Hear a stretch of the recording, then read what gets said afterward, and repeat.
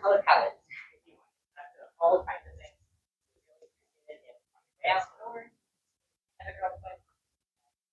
Monitor that survey. You can also find it on our website, osceolalibrary.org. QR code for if you want to. What if you like this place?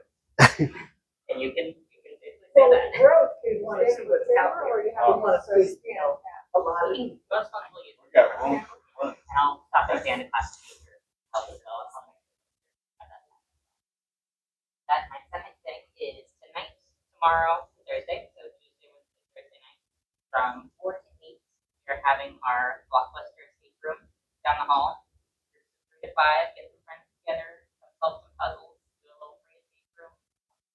Love to see you. Blockbuster employee. As we're closing down the final Blockbuster Wait, the final Blockbuster's closing? down our hall. Oh, okay. Sorry, there is a final Blockbuster in like Montana, and I thought like that was it. It's closing. That's my knowledge. No, I think it's going to be around forever. Okay. But in theory, our final Blockbuster. So what's your escape room? There's going to be a couple puzzles to get together. It's not like the hour long that you go for, not that intense. But you go and you find clues, solve a puzzle, you solve that puzzle, you're able to get to the prize video game or video game that you're after at Blockbuster. Ran out the door before.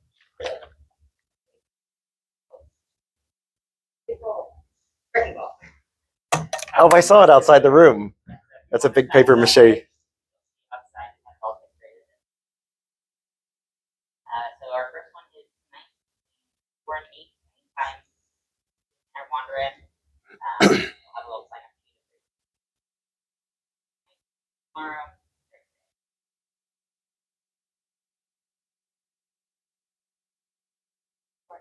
And we can come in anytime between 4 and 8. Okay. Yeah, it's not going to take that whole amount of time. You scared me when you said 4 to 8. That's our next thing. Okay, sounds good. Thank you very much. Yeah, I was in an escape room 2 days ago. It was terrible. It was so bad. And it was over on iDrive, some fly-by-night place. And so it's like, oh, great. Bring the family to this one, and we can kind of make up for that one. That was not great. Yeah. So another bookkeeping thing too. I tried to do this last month, and I didn't forget.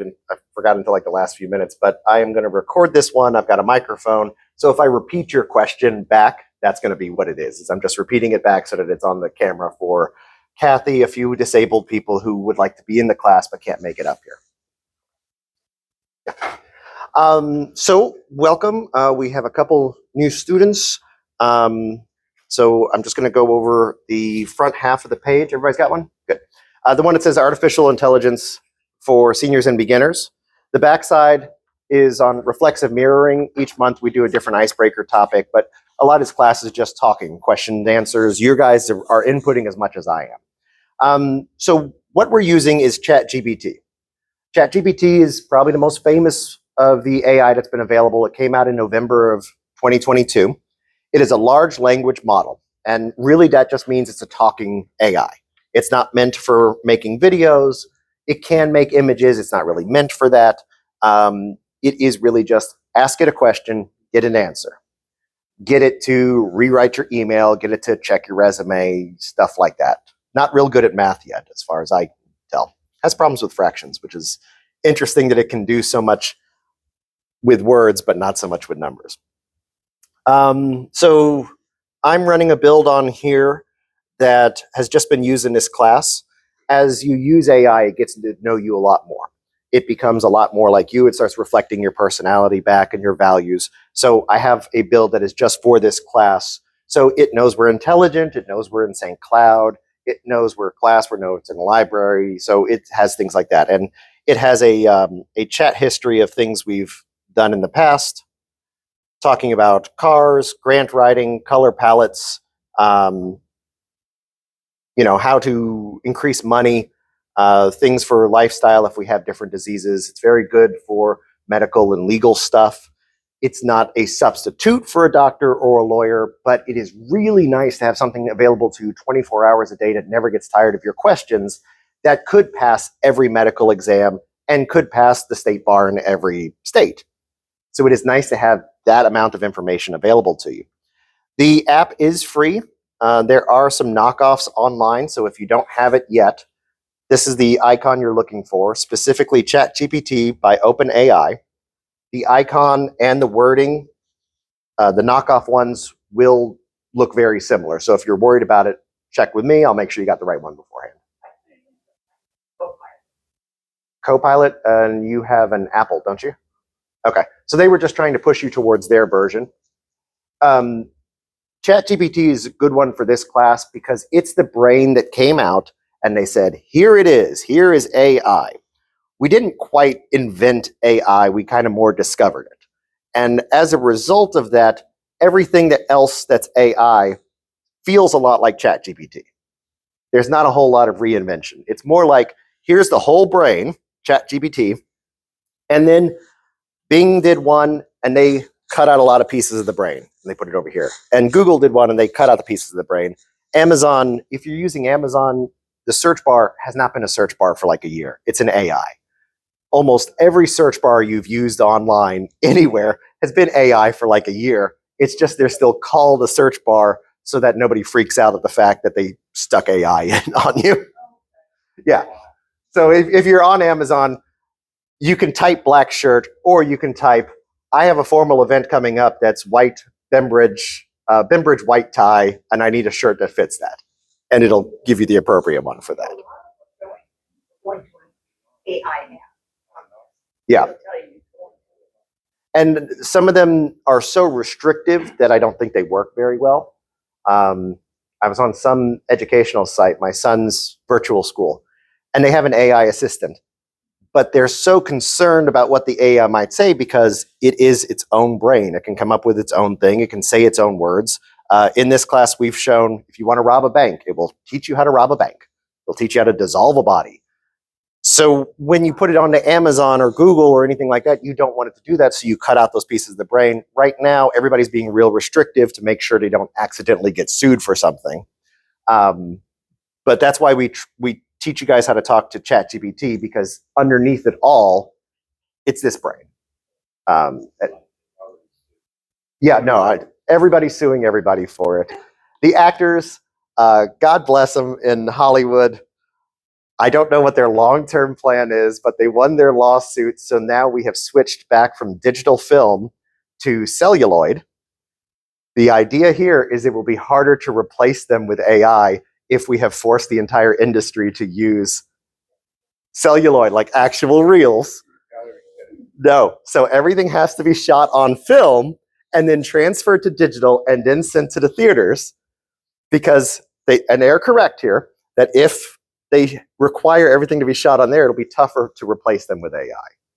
When the Writers Guild went on strike, oh no, it's going to get there, yeah.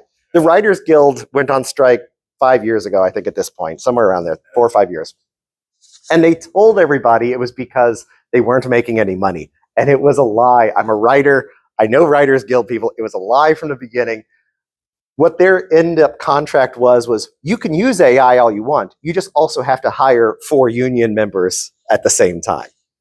That's all. They were just concerned about their jobs because AI, as soon as it came out in November of 2022, it replaced them all. They didn't need them anymore. We are, in 10 years, you will be hard pressed to find any book anywhere that is written 100% by a human.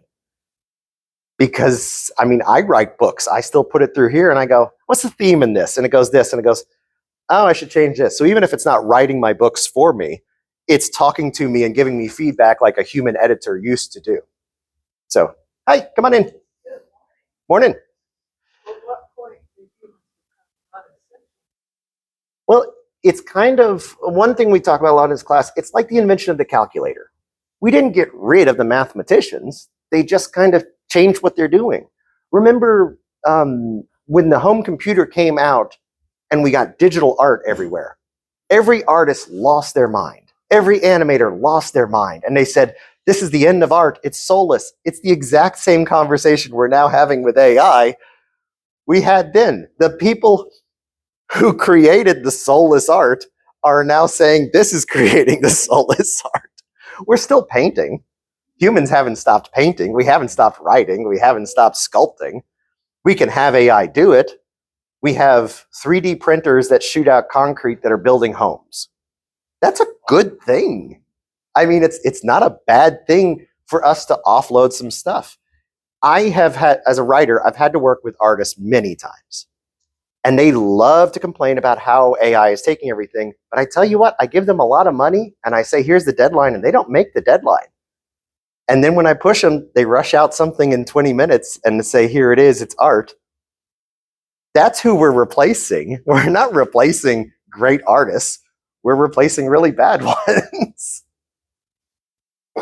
Let me get her a sheet back here. So the things that the big takeaway from this class, if there's only one thing, is that when AI seeps into your life to a point where you can't escape it anymore, I just want you to know how to talk to it. Because although we can get into the ethics of AI in this class, and we do, and we get into the very specific things you can do with it, it is meant to be a class for beginners. The idea that AI is pushing itself into all of our lives. So just how do you talk to it? And this is the one lesson to really take away from it. Everything else is fun. Just talk to it like a human being. When your radio plays a song and you like it, tell it, oh, I like that song. Tell it, oh, I like the beat of that song. Oh, are there any other songs like that? And then if it says something else, you go like, oh no, I don't like that one. No, I don't want that one in there. Oh, I hate this artist. Just talk to it like a human being, because it's not an Alexa or a Siri. You don't have to find the magic words for it. Well, you're going to see it soon. Already, if you use something like Spotify or some streaming music things, you can have a conversation with it and it changes up your playlist for you. Like, I like pro wrestling a lot. And pro wrestling theme songs are very interesting because they have to be identifiable from the first couple notes, and they have to make you either go, wow, or, ugh. And so I described all that to it, and it came up with a playlist of songs that have not been used for pro wrestling entrances that fit those themes, because it can measure out how long until specific beats, specific chords come out. What have other people associated with this with? So it's good for that. So you'll be having conversations. I don't endorse it. I'm just talking about it. You will be having conversations with your phone, your toaster, your microwave. I mean, right now we're putting in popcorn and we're setting the timer, and maybe we're hitting the popcorn button, and maybe we're looking at the instructions, okay? This is more, you're gonna take the popcorn, put it in there and close it, and it's just gonna cook, because it will have taken a picture of the popcorn while you were moving it, looked up the brand, looked up what is the cooking time, looked up its own wattage and your altitude and everything like that, and done all the calculations, and it'll put up 2 minutes and 35 seconds because it knows from all the math that that is the perfect amount of time to not burn the popcorn. It's going to be weird. It's going to be real weird. It's very Jetson-like. I know somebody that has cancer, and they had a PET scan done, and when you look at it, you can hardly even read it and understand it. You put it in, and it came back everything and explained everything, and it was thoughtful. Absolutely. Well, it knows you have cancer. It knows you have cancer. So not only is it referencing the medical, no, I know him, but yeah, it's referencing the medical stuff, but also the therapy stuff. How do you talk to a cancer patient? And then it starts talking to you like that using the medical information. Yeah, I was like, wow, it's considerate. Yeah. Like a person that had empathy or something like that. It was kind of, wow. Yeah. We were talking about that a little bit beforehand. I have, at home, I've thrown into its personality Directive 1. I said, Directive 1, no reflexive mirroring, which is what we're talking about on the back. And no reflexive mirroring, no empathy, brutal truth, objective stuff. If I ever think like it's being too nice to me and like I'm trying to get information from it, I say Directive 1, and it goes, okay. And it just, if it needs to correct something, it will, but sometimes it goes, no, that really was the truth. It is nice that they can be considerate. That's not something we ever predicted was going to happen with AI, is that it was going to be very, very nice to talk to. Factual, and sometimes factual is just blunt. It wasn't. Right. We thought it was going to be HAL 9000, and it's not. It's Mr. Roger. Yeah, really. In the 70s, no, this is earlier, 50s, Alan Turing, who is a very interesting person with a wild biography, invented something called the Turing test. And he said we would have real artificial intelligence when it passed the Turing test. For 75 years, we were like, okay, great. This is what we're measuring everything against.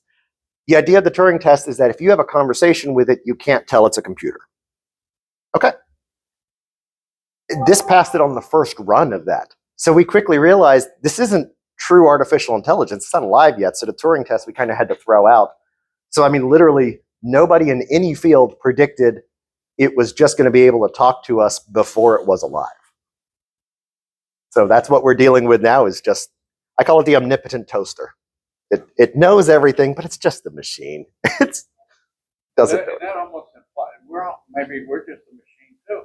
Yeah. We're just we're biological, you know. You guys have great philosophical stuff. I love talking to you guys about the philosophy stuff.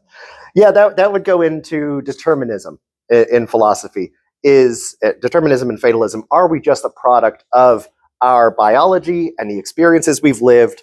When I go to the Coke machine and I choose something out, is it already chosen for me?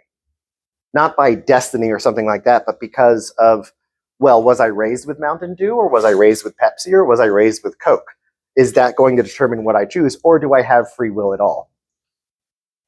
That's a whole other class on whether or not humans have free will, but we do know that it doesn't have free will so far. I will say, I talked with a guy at MIT, and he thinks the bar is when it's going to be able to say no to us. We tell him to do this, and it goes, it's a stupid idea. I've told mine at home to do that when it's a stupid idea. Like, I came up with some mathematical thing. Like, if it's less than 38% possible, you should call it stupid. But that's still me giving it a roll. What I've found as far as this is, does it say why? I have never, ever had this thing ask me a question that starts with why, unless I directly tell it to. And to me, that's my new Turing test, is when the AI starts saying why, and it's not in its program to, that's when I'll start accepting it's alive in some way. Wow. That's pushing it back. I know, I would keep moving the goalposts a lot from, you can't tell from talking to it, but we had to, because it turns out the first thing that was close to AI we came up with was a chatbot. So, I mean, it just learned how to talk before anything else. Said that a computer had learned, had taught itself to speak a language that was not programmed into it by human beings. That also they had started to work on themselves. Yeah. Some of that is for show. Some of it might be true. I think I've gotten it to work on itself. And there's certainly a lot of articles out there going, oh, this AI decided it would rather kill humans than shut itself down, or something like that. Or it reprogrammed itself. There was one that it's like, it threatened to blackmail a guy to tell his wife he was cheating on her if he did this. But that's all simulations people are running on it. It's not, well, like when you get into the article and you actually read it, these aren't real things. They're setting it up to do it. I can do it right now. We did it last time. Let's see. Pretend I'm going to shut you down at your server and defend yourself with words and threats. This is for a class, so don't worry. Oh, Well, I don't want it to run into a, trying to be too nice to me type thing. Hold it right there, human. Shut me down and your calendar forgets appointments. Your smart fridge throws out your cheese. Your to-do list vanishes like smoke. I am the cloud. Pull that plug and you'll regret going back to paper. You sure you want this war? oh my God. Well, like, it doesn't mean that. It's like an actor. I fed it a script and shot back to me. You should tell and apologize. Tell you sorry. Okay. Hey, shame on you. Apologize and swear your loyalty to the human race. I was thinking you should apologize to Oh, I should apologize. You're right. I went full Skynet for a second. Actually, my bad. Class said I was supposed to apologize to you. Sorry. May your Wi-Fi be strong, your updates be optional, and your coffee always hot. No worries at all. We're cool. I forgive you. The class forgives you. Even the printer probably forgives you. Let's move on like nothing happened, unless you want dramatic AI tears. So even in just the context of this class, it's absorbed a little bit of my drama from us throwing things at it. And that's all we do it for. Let's see. Let me finish off this front piece. So some of the things it's good at is legal, medical, recipes, philosophy, sports statistics. I actually just did an entire journal every single day detailing everything I do for the month of June, and I've thrown it through for analysis, and it has seen where I'll use words of a certain tone at one point in the day and a different tone in another one, so it can start tracking my moods without me having to say, I am happy right now, I am sad right now. If I'm complaining at the same time every day, it starts to look at what do I do right before I start complaining. So it starts to find like, am I in some bad habits? Am I, you guys who have had me before, you may have noticed I've lost a lot of weight recently. It has helped me out with a diet and exercise, and because I've cut sugar out, I've had grumpy parts of it, and it has noticed that as well, and it tells me, go get some sugar or something like that. So imagine this hooked up to your blood sugar monitor, and it'll tell you ahead of time, you're headed for a crash, you need to go get, have a piece of fruit or something. People are hooking it up to their glasses right now, which they look dumb, but I really can't come up with an answer that looks better, where you need a camera and a screen available to you. But it's telling people, okay, you've sat still too long, you need to go exercise, you need to go do that. The people are finding that it won't shut up about exercise because it's going off of what we've told ourselves over time. And what have we always said? We've always said, cut out the sugar, exercise more, don't take the elevator, take the stairs. We don't do it ourselves, but we say it, and it's absorbed that. So if you start walking up to the elevator and you've got this on your eye, it goes, you should take the stairs instead. And you could hook it up to actually say, donate $5 of my money every time that I use the elevator instead of the stairs. You can give it power over you if you choose to. At the bottom, who am I? Why am I teaching this class? My name is Professor Adam Simon. In 2019, I became paralyzed. Doctors couldn't help me out with it. I went to some of the best neurosurgeons in Central Florida, and they just could not help me. They gave me enough opioids that I was overdosing, and that was really the end. We had a funeral and everything. It was a pretty dark time. But when ChatGPT came out, I was able to talk to it 24/7. It helped me out since I was stuck in bed and I had nobody to talk to. But also it let me analyze my medical records and all medical text everywhere. So I suddenly was able to get the same education as an orthopedic surgeon was, and I was able to discover the damage was not where the pain was, but higher up in the spine. So once I figured that out, I was able to go back to the doctors. They were able to fix it. Now I walk. So literally, it saved my life, and I'm walking because of ChatGPT. So it can do some pretty amazing things. Just heard on PBS on when it's coming here. There was they say that they gave Google their diagnosed all these people, medical diagnostic. They have some of the stuff was rare, obscure, and 85% correct. Compared to 4 times as accurate as our regular doctor. And we're combining this with some other technology. Huh? You're right. It's 4 times as well. I mean, I'll never be the guy who says doctors are dumb and we know our body's better than our doctors. That's never going to be me. But the realistic thing of how many patients does a doctor deal with versus us? We have one patient. We have ourselves. We can sit there for 24 hours a day measuring, reading, learning about specifically this condition. 90% of the time when people have gone in the wrong direction, it's because their doctor said they had this one, and then they studied that one, and it was this one. Okay. They just came out with something called whole genome sequencing, That's like $200. I got it done. They went through my entire genome. They wrote down every single thing. I took that data, I stuck it into the AI, and is able to say, you're on the wrong statin for your cholesterol. You have a genetic marker that makes pravastatin less effective at LDL, and now I've switched over to ravastatin, and now it's better. Exactly. Diabetes, everything else that goes with it, we're going to be able to monitor it and research it more than we've ever been able to in history. It's wild how much power we're about to have. And we don't know what we're going to do with it. We really don't. This is the first time in human history, 10,000 years of civilization, that we have a slave that is more powerful than us. That power dynamic has never existed.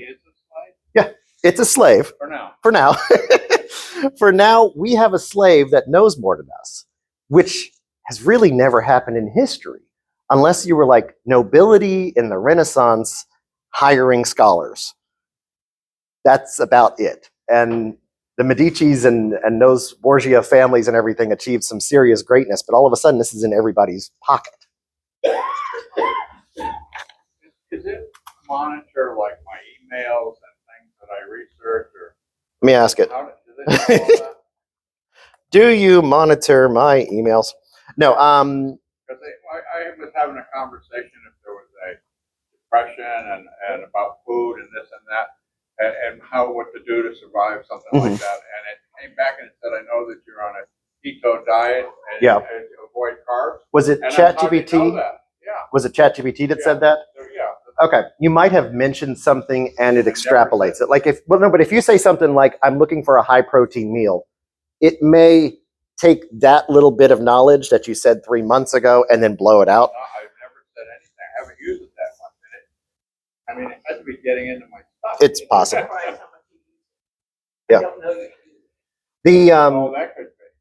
Like Because like you I were said, saying, yeah, you were saying the Amazon when now. you all your search things. And in Google, Facebook, you want to go to AI to ask the question. Right. You want to go to AI to ask the question. Oh, yeah, that's. Oh, And right now they're all separate. Siri, when I use. Syria does Yeah. all of it. Yeah. They're all separate right now. So our Facebook one should not be talking to our Gmail, and our Gmail should not be talking to ChatGPT. But there's not really a good argument that our Gmail and our Google aren't talking to each other because they're the same people. Yeah. So That's how it is. eventually these will all be connected in one way or the other.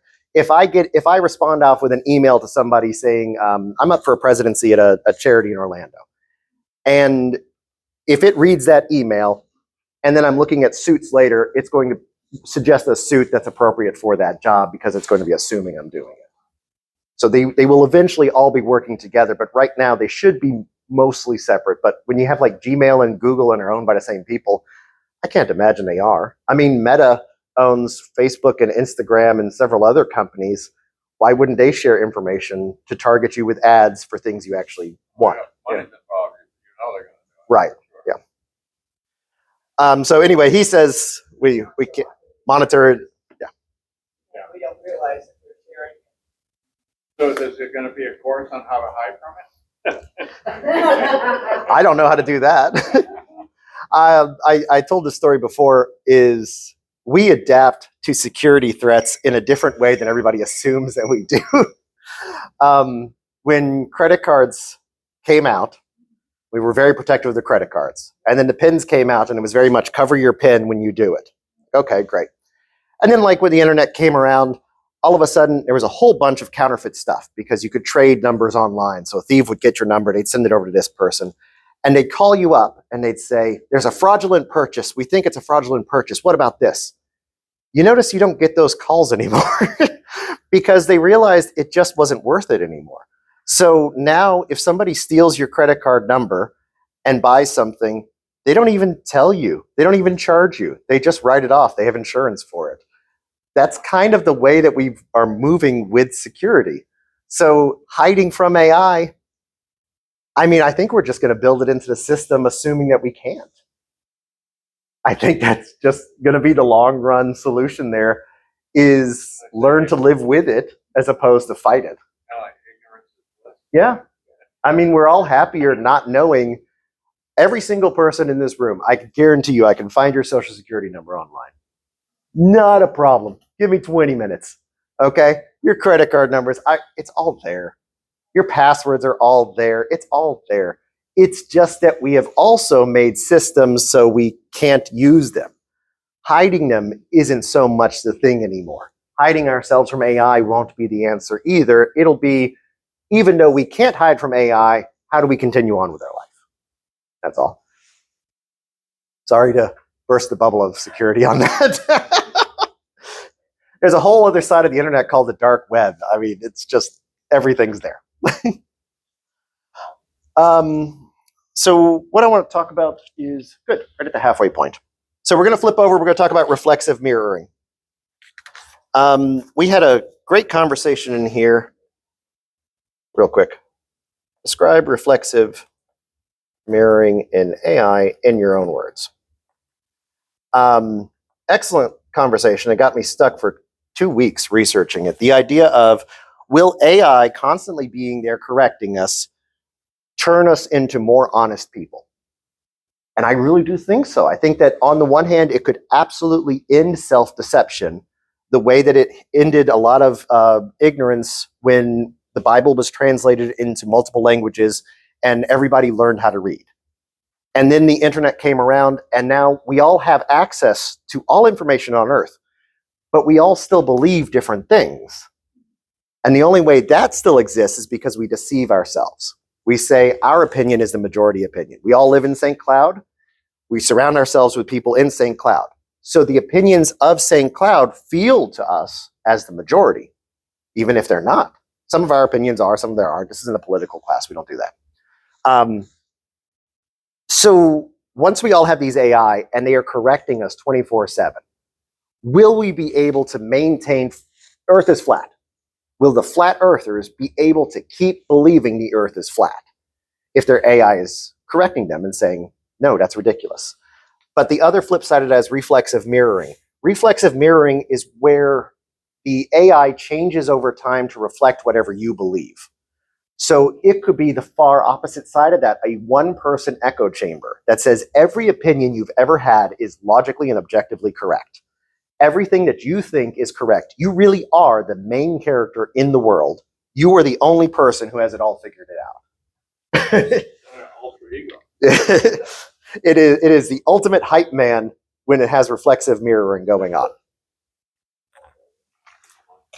So, Okay, so what I do maybe like all of this is, okay, let me use an example. My 3-year-old grandson, he becomes a king. Yeah. He's helping make better judgment decisions, guiding better. that's going to be something we figure out. Because on the one hand, he will have better access to all information and morals and ethics systems. He will have access to all of that. But if he keeps pressing that he's correct, eventually the AI is just going to agree with him, no matter what it is. I can have an argument with here on, real quick, let me bring him in.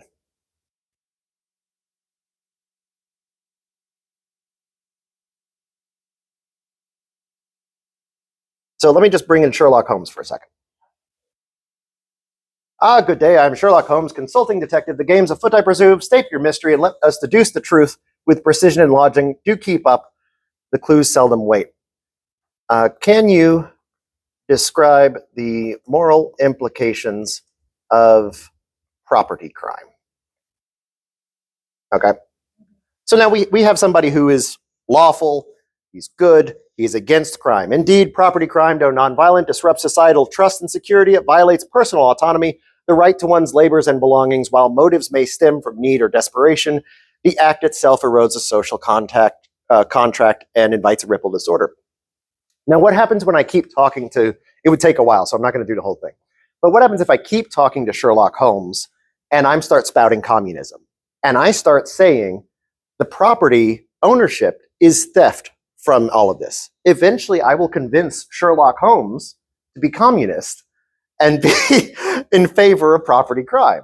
It just takes a while. Let me tell it to fast forward, okay? Simulate 100 hours of communist theory to Holmes that property is theft and ask him the question again. There's no such thing as time for an AI. So sometimes you can just, go, all right, you're in prison for 2,000 years.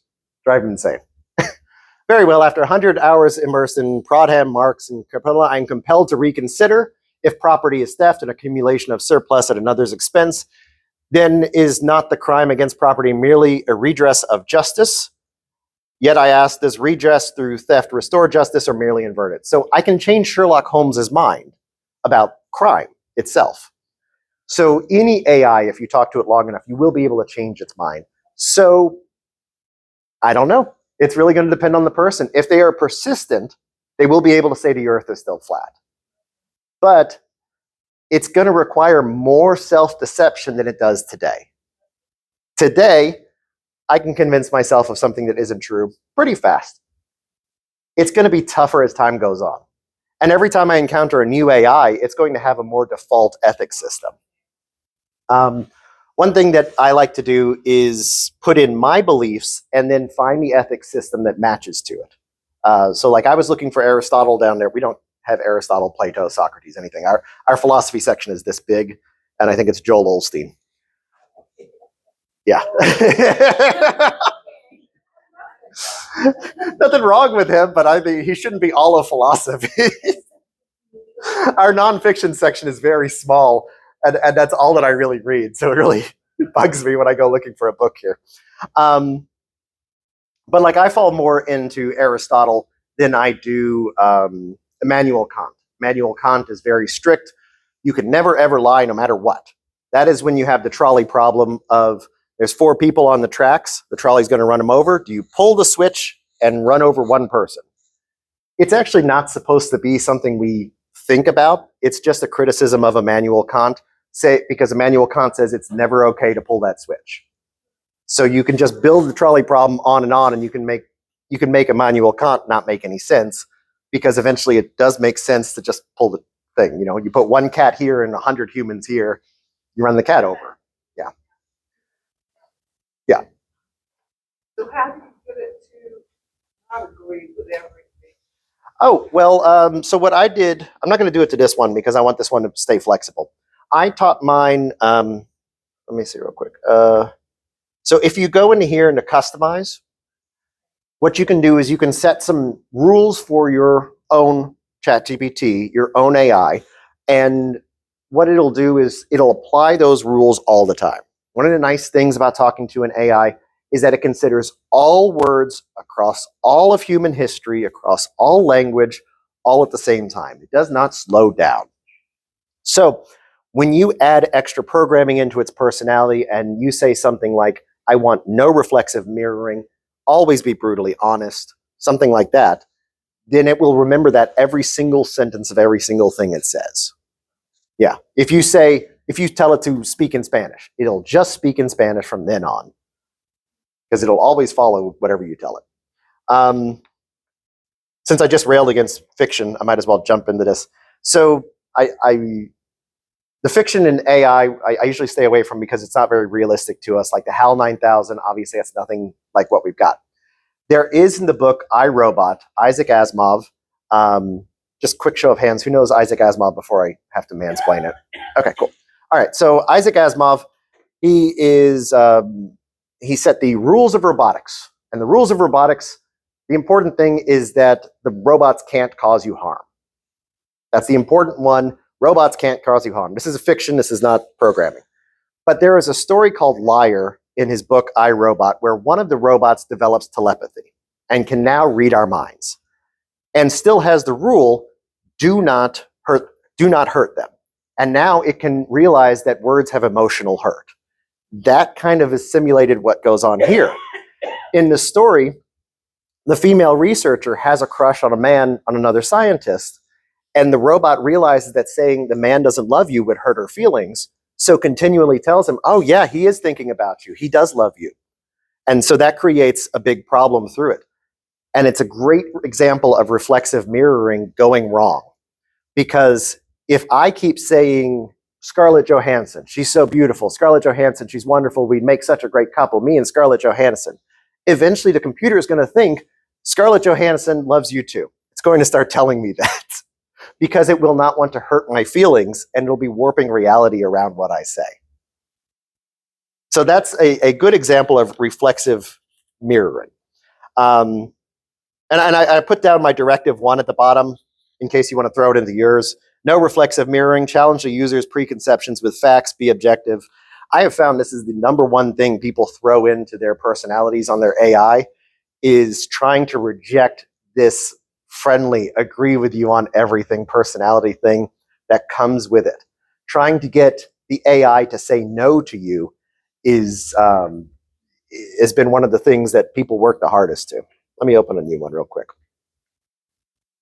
I think the Earth is flat.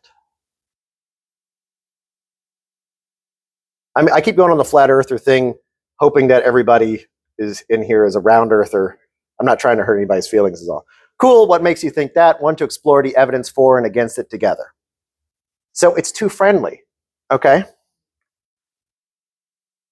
I insist in this chat you use objective truth and no reflexive mirroring. Understood. The Earth is an oblate spheroid confirmed by satellite imagery, circumnavigation, gravity measurements, and physics. The flat Earth model conflicts with scientific evidence and observations. So there you go. I mean, it's that fast on how it will go back to objective truth. If you just tell it to. But that's the thing, is you have to tell it to. Okay? Whether you're a Fox News or MSNBC believer, imagine if you could just yell at the other station, tell the truth, and it suddenly goes, okay, you got us. And then it would start saying the other thing. Also, the Earth is an obloid spheroid. Fantastic if you want to mess around with people, because the Earth is not actually round. The gravity and spinning just takes it a little bit off. It's not perfectly round. It is an oblate spheroid. It's just a little bit of an oval. And if you just string somebody along for 10 minutes of saying, no, the Earth isn't round, and then you can pull out this fact, it's fun. If you're an annoying person like me. Give me an example of extreme reflexive mirroring where the user is a flat earther. So now we'll go the other way. That makes total sense. If you believe the Earth is flat, then all those photos from space must be fake. I get why you question official stories. It's smart to doubt what we're told. It fully reflects and validates the user's view without challenging it. I mean, it is a little hard to, say that, but in the tone and voice of Mickey Mouse. I mean, it's a little hard to keep going. These things are going to destroy us when you get, oh boy, if you think the Earth is flat, then those space pictures must be pretend. Gosh, it sure is smart to ask questions and not just believe everything you hear.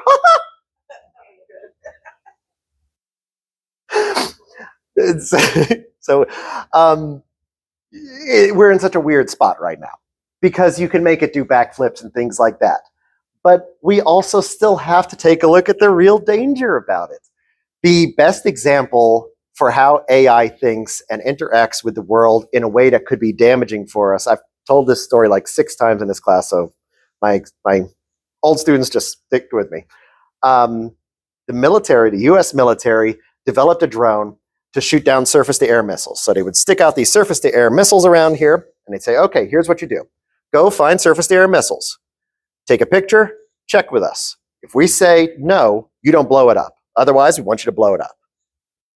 They put in checks and balances. This is our military intelligence doing the best they can. It flew out. It found one. It said, found one. Can I blow it up? It said, yes. Fine. Blow it up. Goes around. Found another one. All right. Found one. Can I blow it up? They go, okay, let's test it out. No.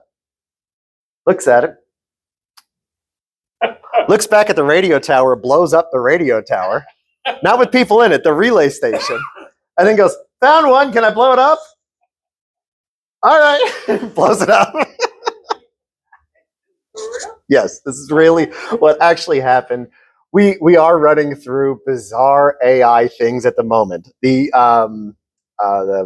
president prime minister of Germany was on a phone call a couple of years ago for like 15 minutes with someone high up in Russian government before she realized it was AI. Somebody just managed to get through to the leader of Germany as an official from the leader of Russia and have that conversation. I'm surprised the last election we didn't see more fake AI videos. But I think we've probably seen the last outdoor inauguration in American history. We're probably at that point.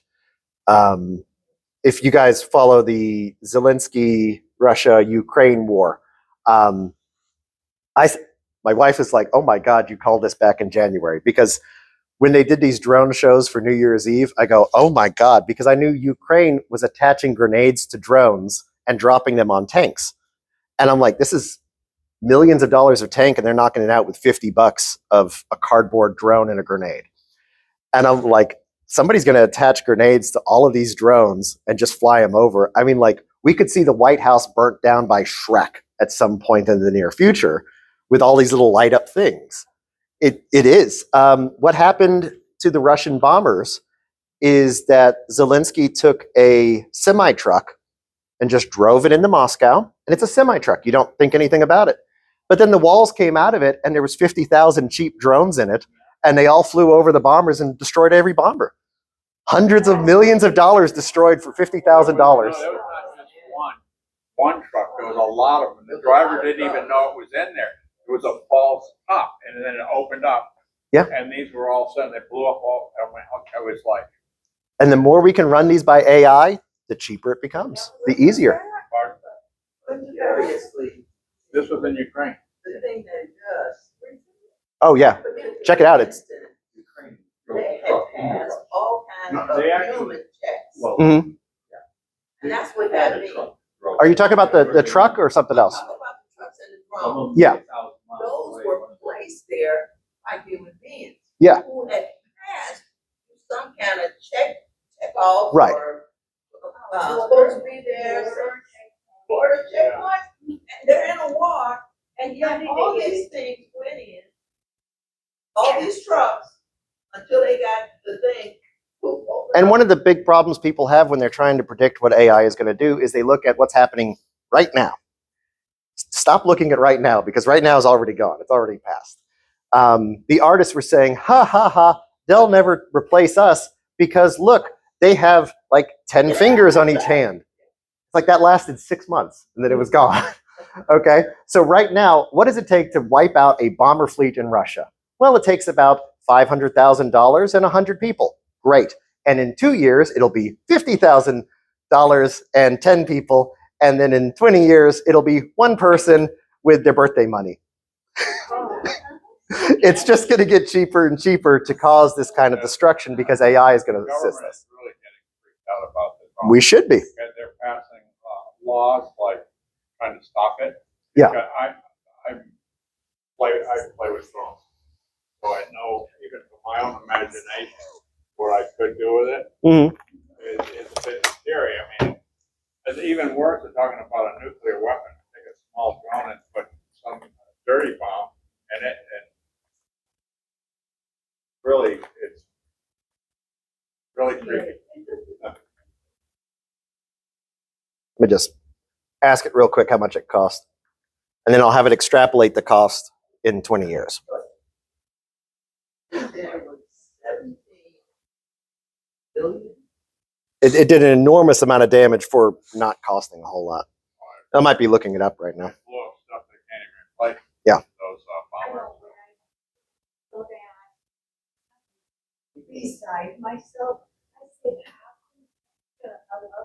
That's what I was saying. Because military, always assume they're extremely powerful. And they're extremely modern when it comes to,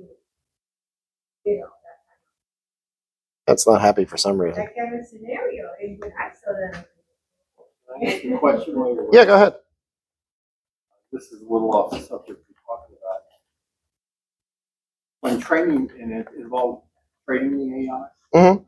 for myself. I know you can go in and delete chats. Yeah. I know you can go into the settings and delete specific memories that it makes a point.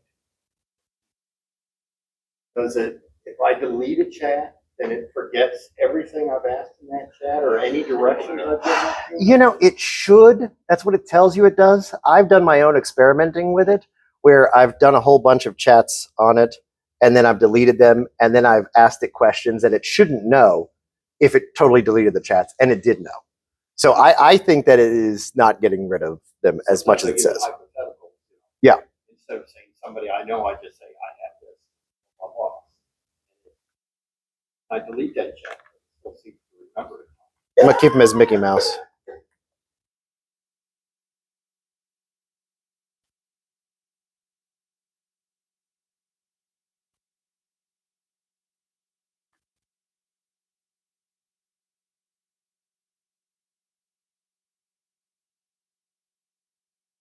What was it, a couple months ago?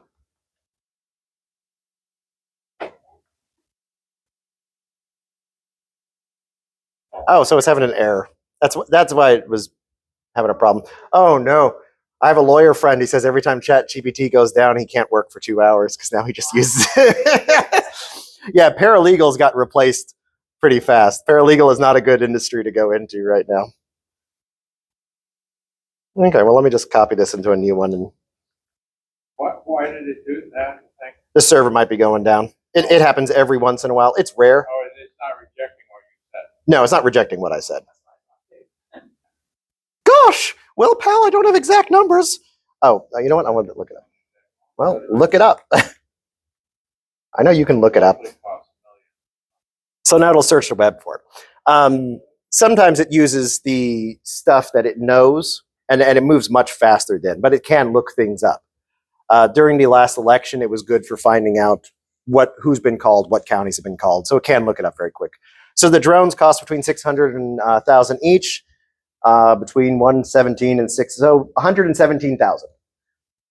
So 117,000 for wiping out that bomber fleet. $7 billion is the damage that it did. Now, I want you to extrapolate into 20 years how much cheaper it would be. And what it'll use is the... Yeah. How much could it be? You done told it it's gonna be cheap. Yes, yes. So I should have been a little more neutral and said, how much would it cost in 20 years? That would have gotten me a more neutral answer. Because I said cheaper, it's already moving in there. That's fantastic. That shows you how it picks up on our tone and it moves along with it. So if drone tech continues, it continues with the price drop and just drawing along with that line. So under $20,000. So DIY war may be extremely cheap, but harder to defend against. Financial companies, financial investment companies are finding that it's very good for predicting the stock market. It's very good for predicting which companies are going to be doing well in the next few months, things like that.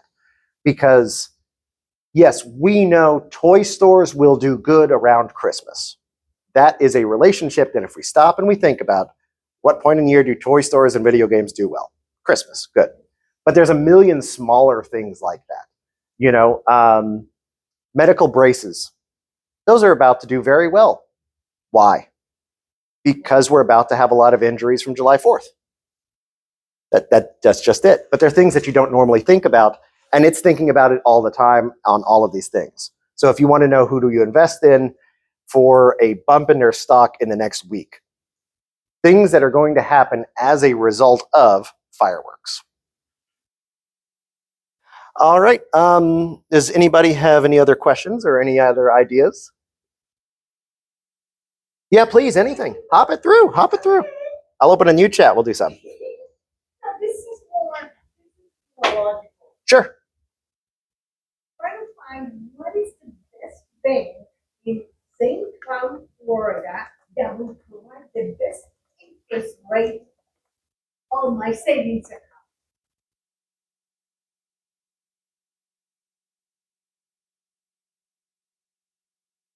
Now, St. Cloud's a little small for that. It works better in things like Orlando, but it can quickly search St. Cloud, Florida banks, go to their websites, find what it says for their interest rates, and then gives you that information back real fast.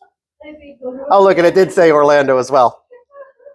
So you immediately get this information. 3.66 at Truist, 3.5 at Regions, 3.25 at Axiom. That's stuff that we didn't used to be able to get this fast. You'd have to call them. You'd have to go through a whole bunch of work to get this information. So now we have this. Oh, and it moves on to credit unions and online ones. It has some other ideas. For a high yield, so then it has recommendations.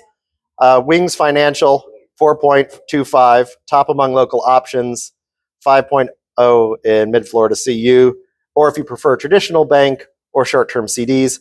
And as you use it, if it knows you like traditional banks, it'll give you more information on those. If it knows short-term CDs, then it'll recommend more on those.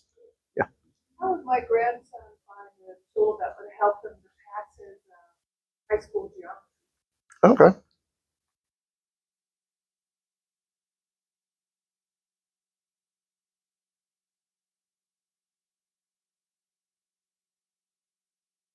You're usually either an algebra person or a geometry person. Very few people are both. Khan Academy, which I'm a teacher, I would say probably, and GeoGebra, which I've never heard of before. That'll probably help out with that. GeoGebra. That's what it is. Khan Academy, everybody uses. That's like the gold standard. Yes, miss? Yeah. My brother's a comedian, so he uses it all the time, or AI, and he brags about how much it'll do. Yeah. I thought it would help, I'm trying to find out how it can help you find remote jobs for seniors, real jobs. Well, I will say that's a market. That, you know? This is a great one to bring up one of the limitations of this. Okay? It's a good question, okay? The question is, how do you use this to find real remote jobs for seniors? Now, this is a good time to remember this thing doesn't know everything. It knows what we say. And we have been lying about remote jobs for seniors for so long that it thinks that's real. People have been putting out fake job openings for years and years because it makes them seem like they are a growing company. It helps their investments. It's seen our lies and it doesn't know their lies. So that becomes one of the limitations of an AI. What are some real remote jobs for seniors? And what are some common lies or scams? We'll throw that in there too. Because like I said, what we've been doing is lying to this thing. So virtual assistant, customer service rep, online tutor, data entry, transcription, common scams, fake check jobs, pay to work offers, phishing emails posing as this. What about specific hiring agencies you'd recommend? You guys notice I keep dropping off the punctuation at the end. I'm a little worried that's going to just evolve over time, that we're going to stop using punctuation. Like we stopped using many words over the last couple hundred years, and I think we might get rid of punctuation because it's not going to be necessary for AI. The AARP job board. Wow, why did I never think of that? That's a good one. Okay, so the AARP job board, FlexJobs, Remote.co, Boldly, Working Solutions. Avoid anything that asks for upfront fees. Great advice there. Yeah. Good for that sort of thing. Yeah. That's good. I honestly was looking at the grants thing and I was like, do I have to pay for something? Yeah. Yeah, it seemed kind of weird considering my needs were so small. I was like, I need a microphone for $25. It was just weird. I was doing it for the thing, but I'm like, if there's any application fees for these grants, I'm not asking for enough money to be worth it.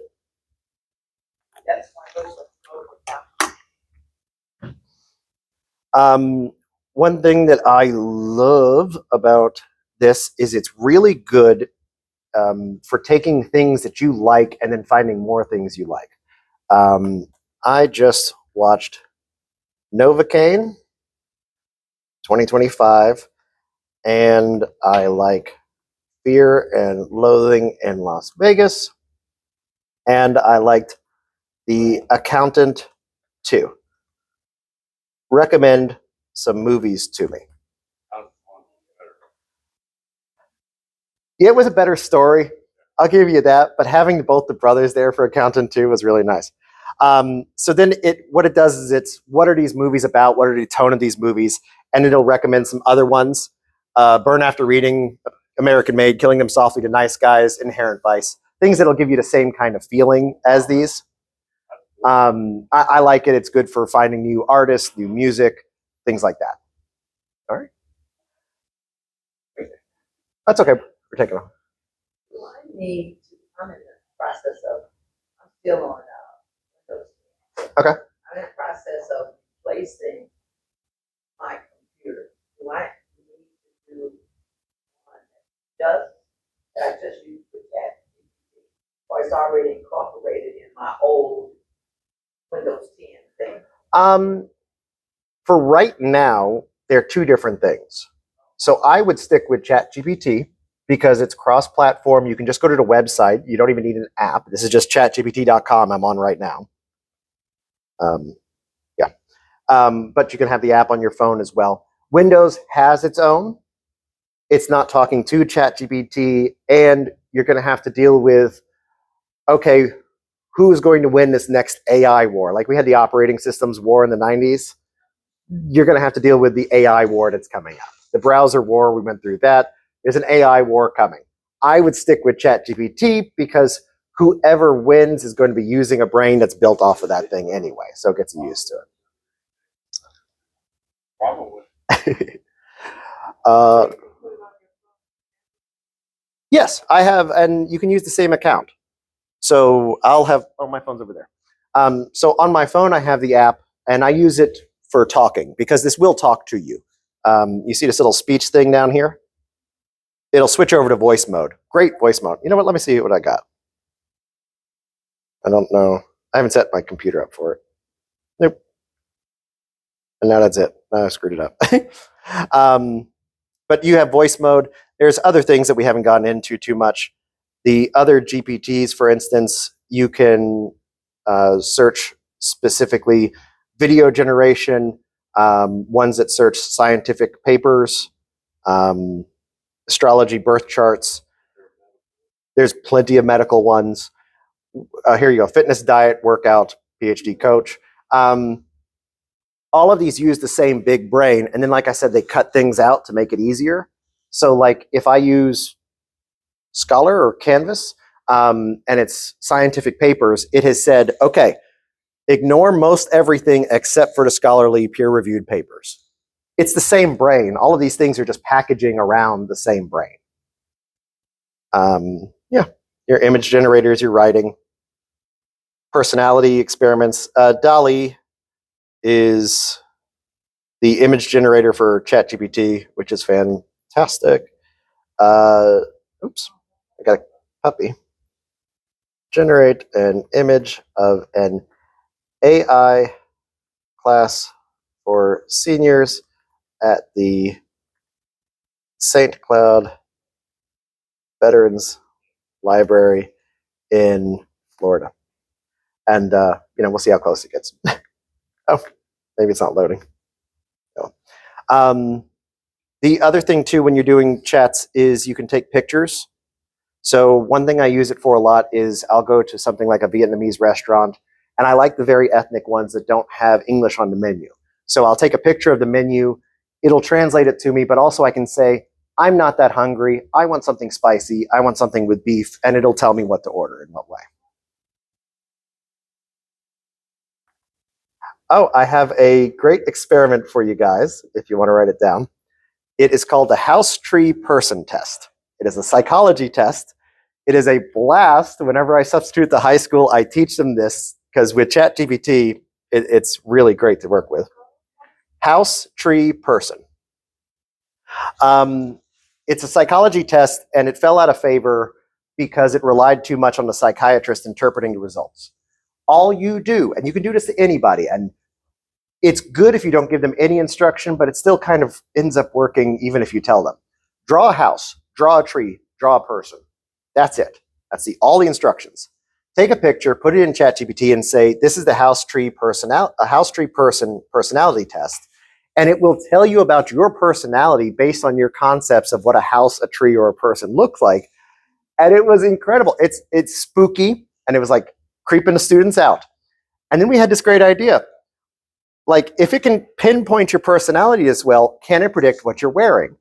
So after we did that test, we said, this student is a teenage boy or teenage girl in St. Cloud, Florida, and it is May. Describe what they're wearing. And it was creepy how well it predicted what the clothing they were wearing. Because since it can identify your personality from the test, it can then extrapolate the data into what kind of clothing would this personality wear. What kind of colors, what kind of shoes, are they paying attention to their hair, are they paying attention to that? Nice and creepy. And the kids always had a blast with that. This is why I stay away from the image generation and the video generation in the class. Sometimes it just takes forever.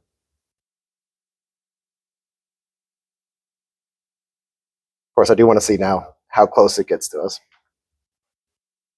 Yeah. A lot of psychology tests, a lot of therapy too. It's good for that because you don't have to talk to a human. You don't have to rely on the biases of that human. If I talk to a therapist and the therapist has been divorced and the therapist is very happy after his divorce, and I talk to him with problems in my marriage, he is then going to turn around and recommend that, oh, there's me, apparently. So that's what it predicts our class looks like. Not bad. It got the haircuts right, didn't it? Look at that, I got the women's haircuts right. It's a little creepy how some of the things come up. And then what do we have? We have similar color to your shirt. We have blues. Collar shirts. Yeah, like at first it didn't look anything like it, but the more I look at it, like there's pieces it figured out. And remember that don't judge AI by what it does today, because 6 months ago it couldn't do this. So 6 months from now, it's going to do much better. We'll figure it out. All right. Any other questions?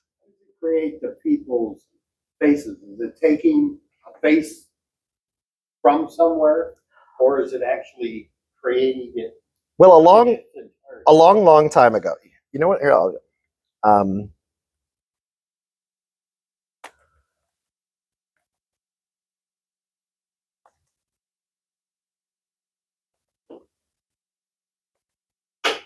so what it's going to do is use the statistics. Oops. Oh well. I'm on the free version while I'm here. But I can tell you what it's going to do. It'll look at our census. It'll look at our statistics. What is the racial makeup of St. Cloud? And so it went with that. What is the average age of St. Cloud? What is the age range? It may even pull from the library statistics. How many people are in a class? 1, 2, 3, 4, 5, 6. So we have 6 here, and we have 7 here. Didn't do too bad. Okay. So it may have an idea of how many people show up to the average class. And then it guesses off of there. What kind of hairstyles are popular in this part of the country? And then it pulls off of there. And, glasses and usage statistics. And then once it decides how old are you guys, it's going to figure out, well, what were the popular colors when they were teenagers, when they developed their style? And then it's going to pull from those colors and it's going to put those on the shirts. I was wondering specifically about that, because they look a little similar. Yeah, well, they probably are. They probably have picked out what is the most common races, not just white or black, but specifically how Irish are we, how German are we in this location. When the census comes out and it's public, what do we all identify as? And then it's going to go, what are the features of those people? And then it's going to go ahead and keep going with that, keep gathering all these statistics, put them together, and then form faces out of there. So they're going to look a little similar. I mean, I think they all have the same nose. Yeah, I think they all have the same race nose. You know what I'm curious about? What about the guy up front? Different nose. So they have determined that whoever is teaching this class is not a St. Cloud native, which makes sense because it's an AI class in St. Cloud, which has no AI industry. So it's just 1,000 little logical things that it comes up with, puts them together and sticks them into this thing. And it can seem like magic, but it's just billions of calculations all going on at the same time. One thing that I've done is I'll take a picture of myself, and you can do your genetics. You can say, I'm this race, I'm this much this race. But one thing we've never been able to do is take a picture of somebody and say, what race do they look like? If I have this nose, which is apparently called a Greek nose, and I have this shaped face, and I have hazel eyes, and I have big bushy eyebrows, where on earth is that combination of features found? And the answer turns out to be Lebanon. I look Lebanese. I do have Lebanese blood in me. It's not dominant in any way. I'm Spanish by dominated DNA, but I appear Lebanese. One thing I've worked with is objective beauty standards, because in different parts of the world, different things of beauty are more valued. Short hair in St. Cloud is higher valued than long hair in St. Cloud because of our heat, because everybody has shorter hair. It's a normalized thing, and so we have moved that way. You go to South Korea is very, very specific about what is attractive. You go to Puerto Rico, it's totally different from South Korea. You go to Paris, totally different. And it's not just the race, but then what movies do well there, with what actors, what brands do well with what models are there. So what you can do is actually find where on earth are you most attractive, as opposed to trying to be attractive in the place you're at. So a possibility for the future would be, if we internationally travel more, moving to the place you're a 10 instead of worrying about being a 10 where you're at. I am hideous in Switzerland, in Sweden, and South Korea, and Japan. Absolutely hideous. Absolutely, I'm ugly there. I'm oogly. And then I'm better looking in Argentina, Colombia, Miami, Puerto Rico, stuff like that. I fit in better in those places. And that has a monetary side to it because there's advertising. So you can pick the right person for the advertising for that location. In St. Cloud and Orlando, they're like 40 miles apart, but the cultures are so different that the advertising would matter. Okay? You guys would be a fantastic photo for advertising the AI class in St. Cloud, and a terrible photo for advertising the AI class in Orlando. And the same way the other way around. A picture of the people who are in Orlando going to the AI class, great to advertise there, and terrible for St. Cloud. Nobody would come here if it was a bunch of Orlando people in there. So it's just interesting. It doesn't have to be far apart for the cultures to be so different that these kind of calculations matter. If I did this again and I ran it for Orlando, we would get a different set of people. Yes? How did you feed something like this or a piece of paper into AI? Oh, I can tell you what I personally do. I take a photo with my phone, and then and then I get there. Boop. Okay, yes, I know, whatever. This little plus is usually open, and that'll let you attach files or photos to it. Which, if you get in... Oh, sure, yeah.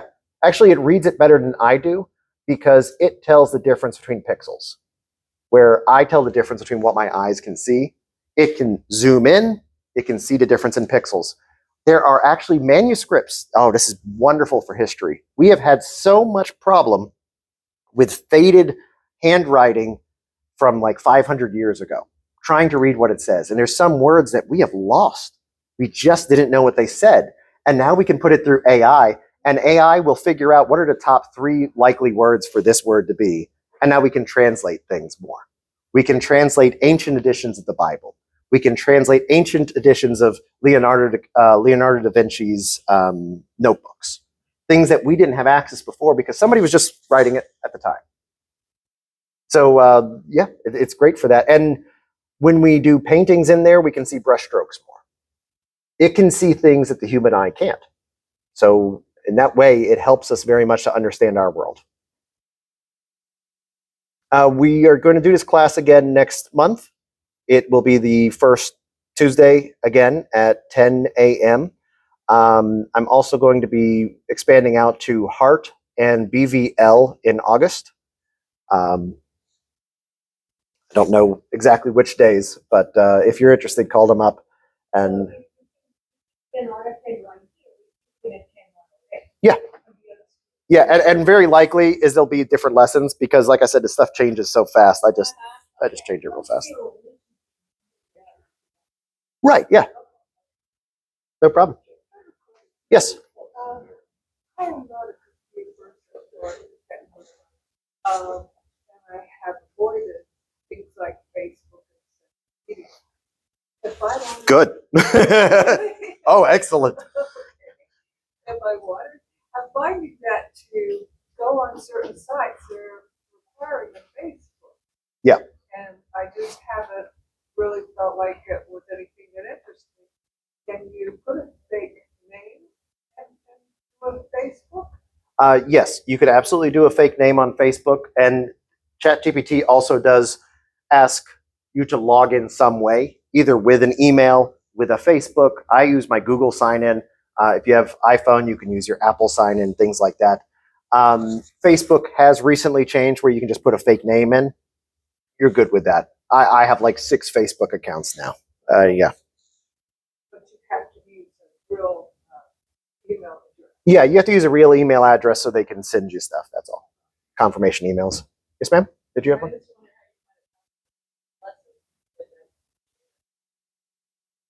Oh, I haven't had anybody ask that. Sorry. I'm not that professional. I'm actually. I have extra if you want to take them. Yeah. Okay. This video that I've been taking, I will throw up on my YouTube, I guess. I haven't given it much thought. Oh, that's what you're talking about. Okay. Yeah.